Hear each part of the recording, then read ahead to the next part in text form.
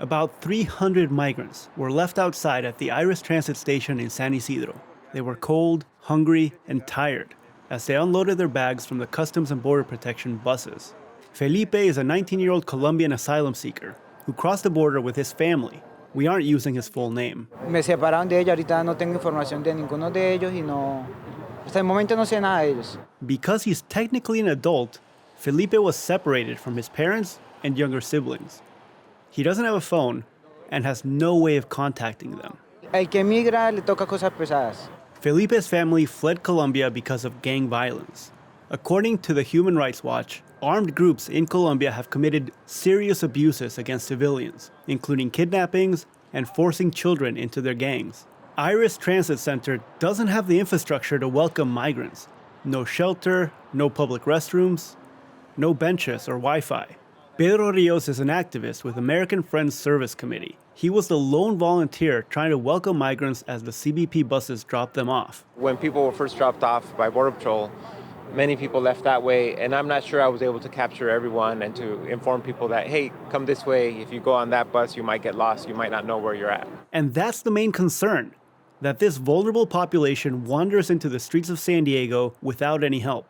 Rio says that most of these migrants don't plan to stay in San Diego. They simply want to reunite with friends and relatives in other parts of the country. They want to know how to connect with their family members. Some of them have been separated. Rio says local nonprofits are not getting any support from city, county, state, or federal government. No government support. Absolutely no government support. Under normal circumstances, people would have been taken to the Migrant Welcome Center, funded by $6 million from San Diego County. That center, which was known as Central, welcomed more than 81,000 migrants from October to February. But it just closed due to lack of funding. Now with that center closed, volunteers are scrambling to find other ways to welcome migrants.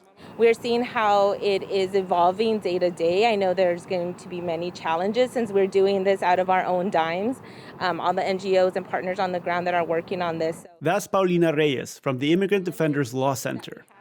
She says volunteers are transporting migrants from San Isidro to the Old Town Trolley Station. We think this is a good central location. It has all of the major stops. It has a free shuttle to the airport. It also has better access to other shops, money exchange, and it also has the major stops for buses, Amtrak, Greyhound, Flixbus, things like that, that people need in order to be able to move onward.